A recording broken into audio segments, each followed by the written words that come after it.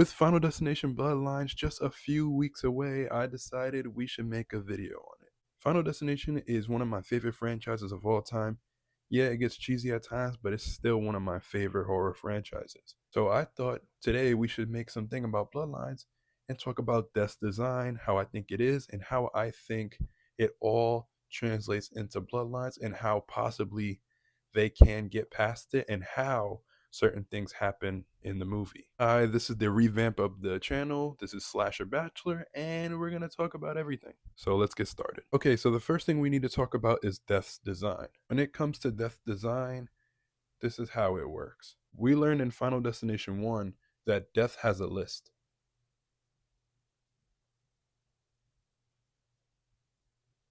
And if you are on that list, he'll have you or will have you in something that would cause you and the other people on that list together to die.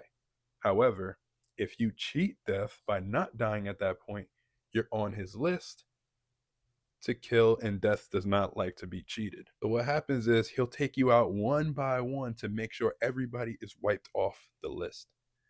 Here's the thing.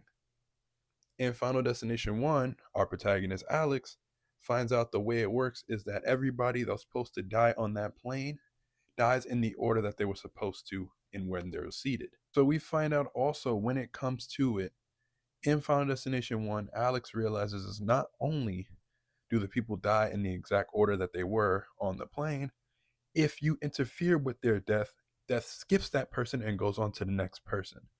And so they continuously have to do that, I guess, forever in order to survive, which is kind of crazy. Imagine having to live a life like that. Insane. So for Final Destination 1, 3, and 4, we don't really like to talk about 4, but they all carry the same formula. If you interfere with a person's death, it skips to the next person. If you interfere with that person, it skips to the next one and continues. The only one that it changes is Final Destination 2 and Final Destination 5. We'll talk about 5 in a second because it has to do with Bloodlines. I realized as I was editing it that I meant to mention that all 6 movies do have death skipping each person. It's just that 2 and 5 are the only ones where the solution is different. So in Final Destination 2, we find out that the way you can cheat death is by dying and get resuscitated and come back to life. Therefore, you're already wiped off death's list because you already had died. So, which is crazy to think. Like, this is the only movie and that says this. But then we also go into Final Destination 5, where William Bloodworth says that in order to cheat death, you have to kill somebody who wasn't supposed to die and you get their lifespan. So basically, whoever wasn't involved in the incident that we were supposed to die in, if you go to like a random person on the street, you don't know how long their lifespan is. But if you kill that person, you get their lifespan because they took your spot in death's list, which is crazy. So the fact that these all have different ways to go about it, now you're like, so how the fuck what's death's design? I guess there's only these steps on it. Either you continuously interfere with the person's death until they keep skipping everybody, or you kill yourself and try to come back to life with somebody helping you, or you kill somebody who wasn't supposed to die. Now we get into Bloodlines. Now in Bloodlines, the thing is, which is crazy, they don't even talk about, well, as of the trailers, they don't talk about the whole skipping situation when it comes to like, oh, she it skips the next person once you interfere with that person's death. In the trailer, as to what we see right now, they might change it up, but what we hear from the trailer, William Bloodworth says there's only 2 ways: either you kill somebody who wasn't supposed to die, or you die. So, meaning, I guess they cut out the part if he says die and then somebody resuscitates you. I'm guessing that's what he's meaning. So this Bloodlines follows these two. These two movies is what Bloodlines follows. And the reasoning for that, not only does he say two, there's only 2 ways, because I do believe from the grandmother's perspective, she had a whole book of everything, and you could tell like it had like the highway and then flight 180. So what I truly believe is the reason that they're only going with these two for Bloodlines, you see the premonition from her perspective. But the thing is, in the other movies, when the protagonist had the premonition, they have friends along the ride so we can see like who's up next. We couldn't see that in Bloodlines because this is taking place years after the premonition. I've been thinking this whole time that Bloodlines was happening, right? When the first trailer dropped, I'm like, how was she able to survive death this long? She was be able to cheat death for so long that she had a whole family who would wind up having kids. Like, that's insane. What I think is not only was she able to, like, it seems like she dummy proofed her whole house to make sure she's protected. But I think the real reason as to why death is coming after them now is because death is finally coming after her. Because during the premonition, you see there were a whole bunch of people that she saved who were supposed to die that day. So I believe death was going after them in the order that they died in the premonition, but there were so many people to the point where that it took him forever to finally get to the grandmother. And that's why all of this is happening now. That's how I make sense of it. I feel like it makes perfect sense. We can't get the whole death skips you thing because we never see the people who actually was involved with the incident that happened. The only person we know is the person who had the premonition who would wind up having a family. They may have wound up having a family too, so that's why we can't go the route of, oh, it's going by the way that the incident happened. We don't know how it actually, we don't know who died first and second and last until we see the actual movie, but we don't know how long they live, how they were long to cheat death. Were they able to go for longer? I don't know. But that's why they're going the way of, hey, either you kill somebody or you die. So that's very interesting. How do I think the family should find a way to survive? Would would I suggest killing somebody or trying to kill yourself and somebody resuscitate you and you come back to life? Here is the thing. The biggest opportunity they have, honestly, if they go the route of, hey, you kill somebody and you take their lifespan, um, the biggest thing that would backfire is most likely you'll go to jail. So, would you really want to survive, death's design and wind up cheating death just to be in jail for the rest of your life? It's kind of crazy. Sure, get 80 years. Or you can go the Final Destination 2 route and have somebody kill you and then we keep going. But the problem with that is, it's like, how many times are you gonna be able to fucking do that? You know what I mean? Like, there has to be different ways. It's not a lot of ways where you can survive a certain death that you go and somebody bring you back. It's very hard to do that. In Final Destination 2, Kim was able to do that because she drowned and Officer Burke was there to come back, take her, and then the doctor brought her back to life. I did see in some people were spoiling like certain parts of Bloodlines, I think because it came out or something, and it seemed like I may be wrong, but I heard something about how one of the kids who was up next had a peanut allergy. So they thought the best way to do is get him to have the allergic reaction, have him almost die, and then hit the EpiPen, and it'll bring him back to life, and that's how you skip death. Don't know if that's gonna fucking work, but um, if they're going that route, it seems like the family's all in on killing each other and then bringing them back to life. I honestly, I don't know. Like, like okay, so they definitely are going to Final Destination true route because there's no way they're gonna have people actually kill people. You know what I mean? Kill people that were innocent and didn't deserve to die. Or they could do that. Maybe they do both. Maybe you have some side of the family that says, hey, listen, I want to survive, so I don't mind killing people who didn't need to die if it means saving my life.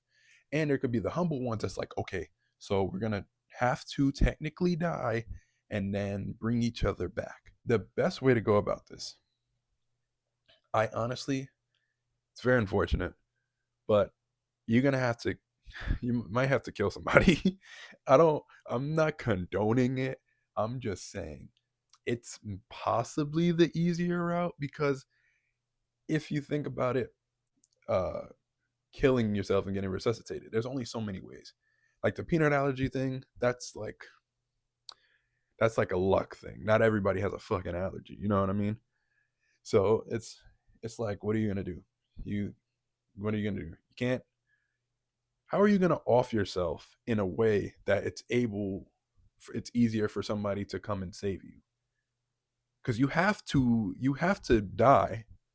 You can't almost die. You know what I mean? So it's like I don't know how would you be able to do that. So I do think that shit's not gonna work. The whole hey, let's just kill one another and then resuscitate each other and day where we're off death's list. Hooray. Yay. You know what I mean? So I do think that they're gonna go this route, but is it gonna work? No. So I think it's gonna start that way. And then when they realize that this shit ain't working, then they're gonna go the killing route. Other than the main protagonist, she's gonna just try to survive and save everybody because that's what the main protagonist says. I highly doubt the main protagonist is like, all right, so I'm gonna stab you, and then I'm gonna try to send you to the hospital, let your heart stop, and then maybe they can bring you back, or just go ahead and just pop somebody random outside, and it's just like, yeah, I escaped death. That's not what the main protagonist is gonna do. So I do think everybody else in the family is gonna try to kill somebody, and after this shit doesn't work, and the main protagonist is gonna try to find a way. I don't know. That's the mysterious part, and I'm excited for. How the fuck are we gonna get away with this? Because yes, all those kids weren't supposed to, be alive. So that means death once again is going backwards in a way. You're killing everybody off who wasn't supposed to die, and then go to the person who had the premonition. So it's like Final Destination 2 all over again, kind of. Because remember in Final Destination 1, well, in Final Destination 2, they explained that the people in 2 were supposed to die around the same time as 1, but the people who were surviving 1 interfered in Death's list. So now that was kind of interfering with each other. So now Death is working backwards. Since Final Destination 1 people passed away, now Death's like, all right, now I gotta do fucking damage control and go back in a different order of the people supposed to die, which is crazy. It's a lot. I know I'm saying a lot, but even watching the movies, it's a lot to take in. So I'm trying to give you the easiest route, and it's very hard. But so death design, death's list. You're on death's list. He has you in a situation where you're supposed to die. If you interfere with it, you're still on the list, and you try to cheat death. Death doesn't like that, so you're gonna go out in the most gruesome way possible. If somebody saves that person, the next person who was supposed to die is next, and they keep going and going, unless you decide to kill yourself, somebody resuscitates you, and you're off the list, or you kill somebody and take their lifespan. It's a it's a lot. Bloodlines is Bloodlines is very tricky. I'm glad they're going on the route of hey, there's only two ways. Either you kill somebody or you kill yourself. So I like that because there's no way to explain the Final Destination 1 situation. So and do I think Kim and Burke are gonna come back? I would hope so, just to get like a brief cameo maybe. Cause I mean, technically we haven't seen Kim and Burke pass away. Now, there is in the Final Destination 3 DVD set, Choose Your Fate, there is a version where there's a newspaper that says that Kim and Burke died in a the chipper accident. However, that's not canon. So, with that being said, in my head, I still think that they're still alive. So, it would not be out of the ordinary if Kim and Burke come back. Maybe the main protagonist needs some help and she goes and finds Kim and Burke. Burke may be dead, but Kim isn't because Kim survived. I don't know how Burke still did, but that's whatever. Uh, so yeah, they might be still alive. So hopefully we do see Kim. I apparently people were saying that Kim was the actor who played Kim, was on the set of Bloodlines. I don't know.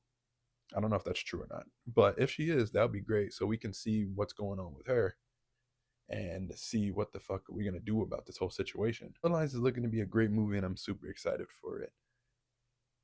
It's just there's gonna be a lie. There's gonna be very a lie. This shit already is ridiculous enough. Having Bloodlines be like, hey, these two evolving these two situations, it's like, where are we going? I don't know. Death is a crazy son of a bitch. I ain't gonna hold you. He's a tough dude. This is how I see Bloodlines going. Obviously, I already mentioned how they're gonna go about it. Do I think the main protagonist is gonna survive? Maybe. I forgot her name already. But um do I think she's gonna survive? Possibly. Do I think the grandmother's gonna die? Yes. I don't know how that's gonna interfere with everything, but so I do think the grandmother is death is finally gonna catch up to her and get her. And I think everybody probably but the main character may die. I don't know how would they kill off the main character. I don't know how. Like it'd be kind of I don't know. But I do think that she survives, and the only two people or three that we've seen survive the Final Destination franchise is Kim and Burke, and the main protagonist for Bloodlines. Oh shit, for Bloodlines. So yeah, I am super excited for Final Destination Bloodlines. I can't wait for it to happen. Once it does come out, I will be doing a review on this channel. I'm trying to bring back this channel back to life where we're doing just a whole bunch of horror shit, maybe some reality show breakdowns. We're trying to get this channel back up because my wrestling channel is doing pretty good, so we need to get this one pretty good. So I'm gonna be very consistent on here, or at least try to be. And let's see what happens. Make sure you like, subscribe, and if you have any more questions, I can make another video. I'll answer your comments down below, and we'll figure this shit out because I know this is a lot to take in. This has been the Slasher Bachelor, and I'll see you in the next one.